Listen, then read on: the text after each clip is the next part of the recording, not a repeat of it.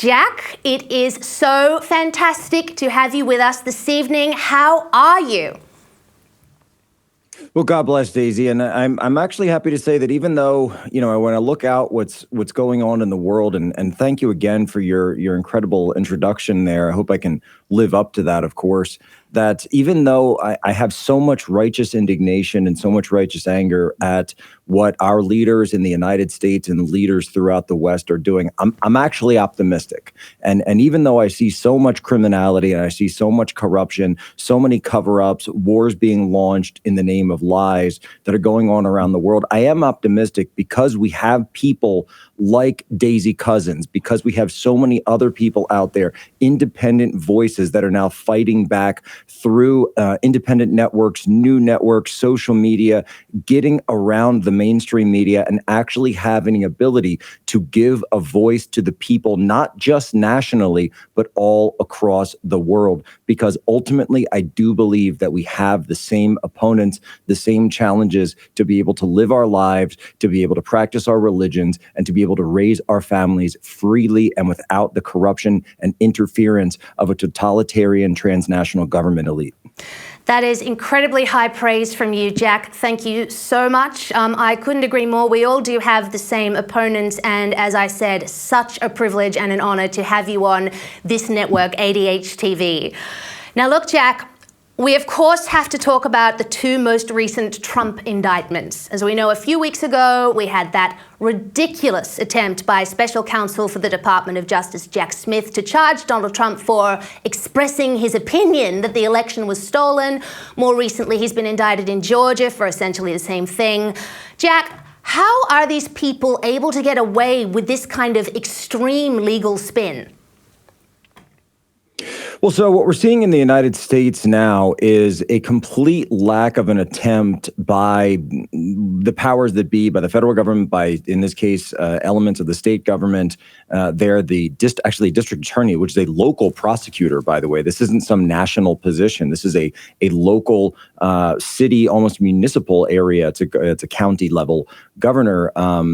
So we're seeing them lose the entire ability to have any soft power. They've lost the ability to have narrative control. And for all the reasons that I just delineated in our previous back and forth there, because they have no ability to set the narrative, to set whatever people can believe at home. And so even though so many people out there today will still believe whatever push notification comes across their phone, whatever is put in front of their eyes, whatever is given to them from state-related news outlets here in the United States, we have an outlet called NPR, which is a state-sponsored enterprise.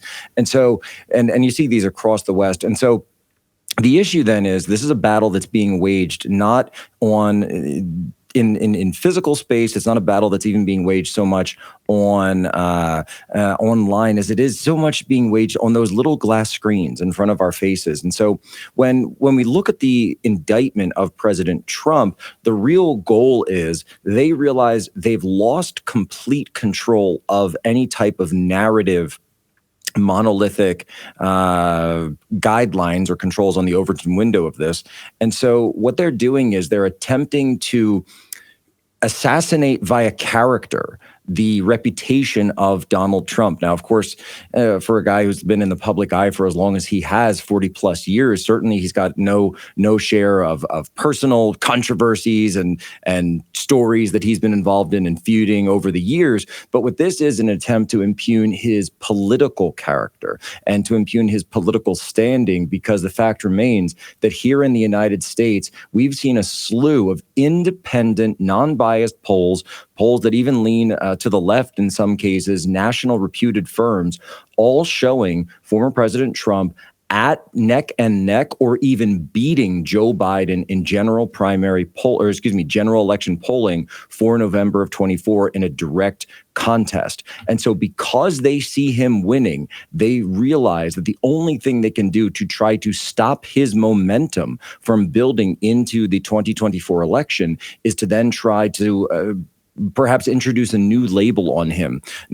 Former president, impeached president, liar, racist, xenophobe, all the normal coterie of nicknames that they give him. But instead, and the sobriquets, instead, this will be felon, convicted criminal, the criminal mastermind of the conspiracy to overthrow the election, all of these sort of names. They think that by going nastier and angrier, they will be able to sway not all of the population, but just enough. Because for all the ballyhoo about the 2020 election, in which so many laws were completely thrown out of the window or rewritten on the fly by activist election officials in the United States in the name of COVID and in the name of safety, which is why here in the US, the fact that COVID is suddenly creeping its way back into the headlines should come as a stark warning to many freedom-minded populists and citizens that in that time, Joe Biden only won the election by about 42,000 votes across three different states, the states being Arizona, Georgia, and Wisconsin. So about 10,000 here, 10,000 here, about another 20,000 there. And so that's not a lot of votes when you look at things nationwide. And so because the election was so close, they're willing to try to pull out all the stops necessary to stop Donald Trump. Because again, it's not about Donald Trump or the person that he is or his company or any of these things. It's about the issues on which he fights, focusing on trade, focusing on immigration, focusing on restoring American culture and upholding Western civilization and Western ideals. These are the goals that he ran on from his very first campaign speech outside of his New York City skyscraper in all the way back in the summer of 2015. So 8 years ago already that he's been fighting for these issues. And the reason that I can be here on an international show talking about these issues, that those same issues, economy, immigration, Western civilization, our heritage, these resonate all around the world because it seems that there are transnational forces, whether they be located in Brussels or Davos or Beijing, that all seem to be working to erode our culture, our civilization, our language, even the very words that we use, our religion, and our moral system.